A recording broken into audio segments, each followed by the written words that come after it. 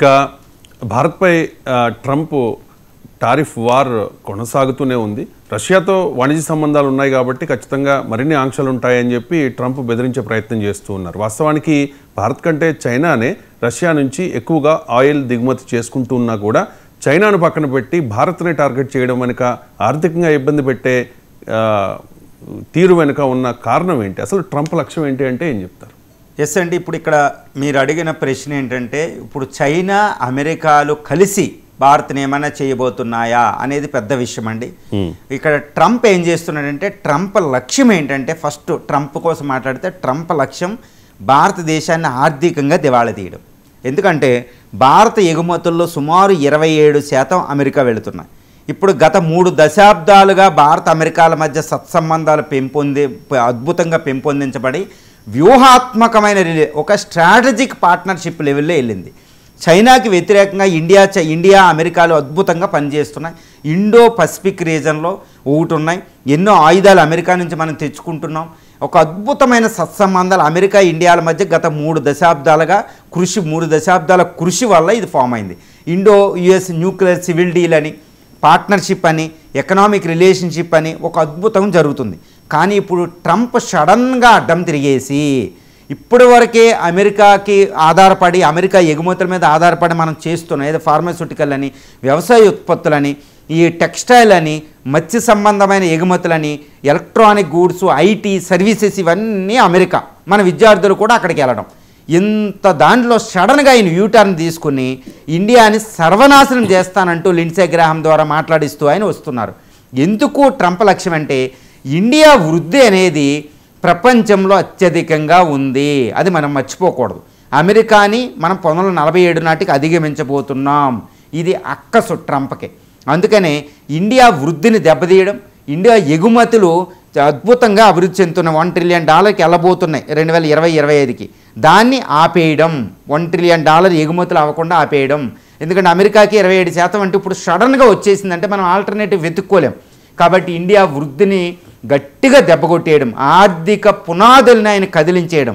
దానివల్ల అది ఒకటైతే రెండోది ఏంటంటే రష్యా నుంచి ఆయిల్ కొనకుండా ఆపేస్తే ఇండియా సంవత్సరానికి ఒక $20 బిలియన్ ఎక్కువ చెల్లించాలి. ఇది ఒక్కటే కాదండి, ఎక్కువ ధరకి ఇండియా ఆయిల్ తీసుకుంటే ద్రవ్యోల్బణం పెరిగి ఆర్థిక వృద్ధి పడిపోయి ఆర్థిక మాంద్యంలోకి వెళ్ళిపోతాం. అంటే అటు చాలా ప్రమాదంలో పడిపోతాం అన్నమాట. దీన్ని టార్గెట్ చేస్తున్నాడు ట్రంప్. ఓకే, ఈ విషయం ట్రంప్ కుట్ర అనేది ఇండియాని నాశనం చేయడం, ఇండియా వృద్ధి అవ్వకూడదు, ఇండియా సూపర్ పవర్ అవ్వకూడదు. ఎప్పుడూ అమెరికా మీద ఆధారపడాలి, అమెరికా చెప్పినట్టే వినాలి.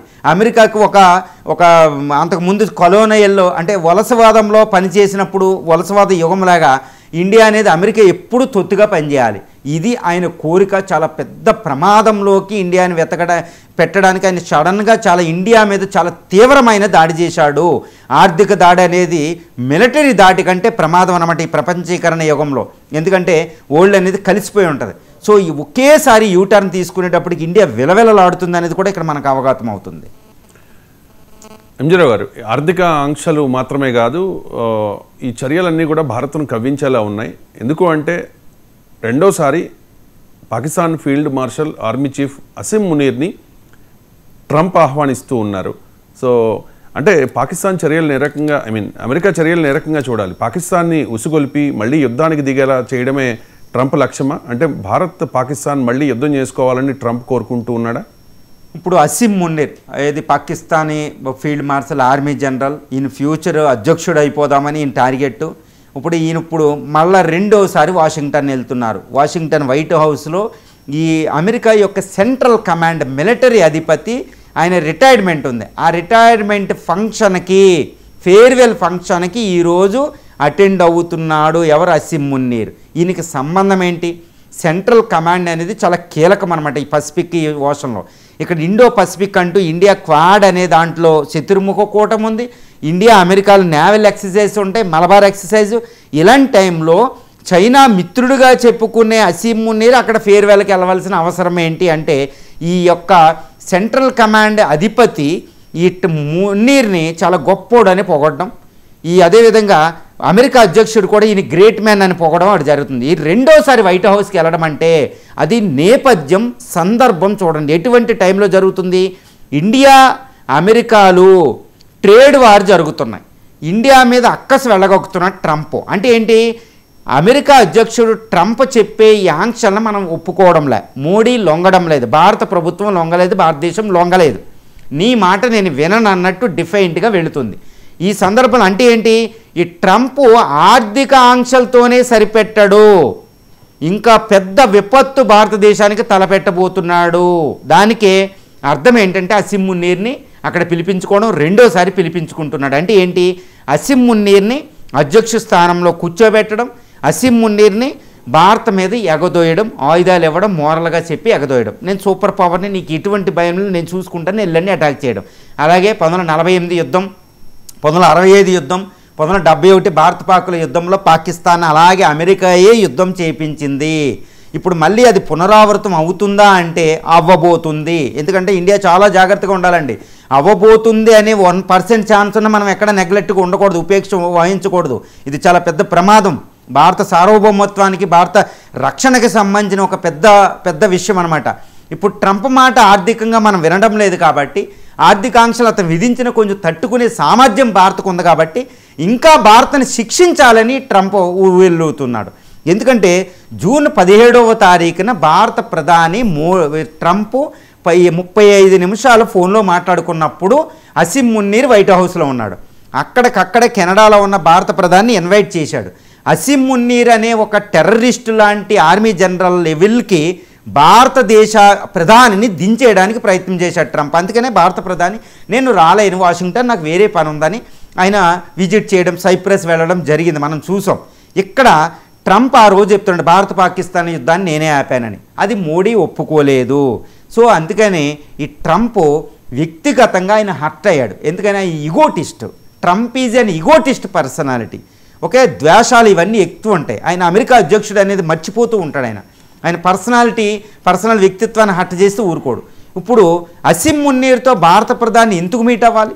అసిమ్ మున్నీర్ ఎక్కడ, ఒక చిన్న రోగ్ స్టేట్ ఎక్కడ, రోగ్ స్టేట్ ప్రధాని కూడా కాదు, షహబాజ్ షరీఫ్ కూడా ఏకంగా ఆర్మీ జనరల్తో మీట్ అవ్వాలంట. అది భారత ప్రధాని ఆయన ఇన్వైట్ చేసింది. దానికి భారత ప్రధాని ఒప్పుకోలేదు, ఆయన హర్ట్ అయ్యాడని ఇక్కడ స్పష్టమైపోతుంది. అంటే ఏంటి, భారత ప్రధాని భారత పాక్ల యుద్ధాన్ని నేను ఆపానని ట్రంప్ చెప్తున్నా, నోబెల్ ప్రైజ్ టార్గెట్ పెట్టుకున్న భారతదేశం ఒప్పుకోవడం లేదు. సో హర్ట్ అయ్యాడు. కాబట్టి మన దాయాది దేశం పాకిస్తాన్ యొక్క ఆర్మీ జనరల్ని తీసుకెళ్లి వైట్ హౌస్లో కూర్చోబెట్టుకుని ఇండియా మీద మళ్ళీ రెచ్చగొడుతున్నాడు.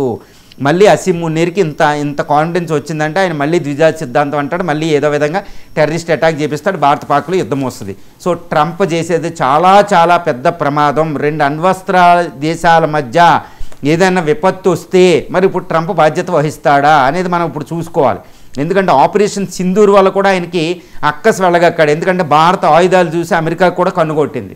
భారత్తో తనకు తానే ఒక అద్భుతమైన మిలిటరీ పవర్కి ఎదిగితే మనం అమెరికా అవసరం ఉండదు అనేది కూడా అమెరికా.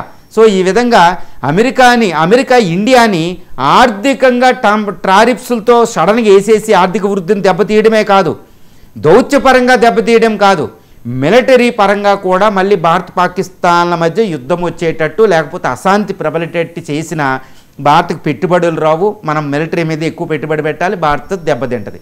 సో అది అమెరికాలో లిండ్సే గ్రాహం చెప్పిన వీ విల్ క్రష్ ఇండియా అనేది భాగం.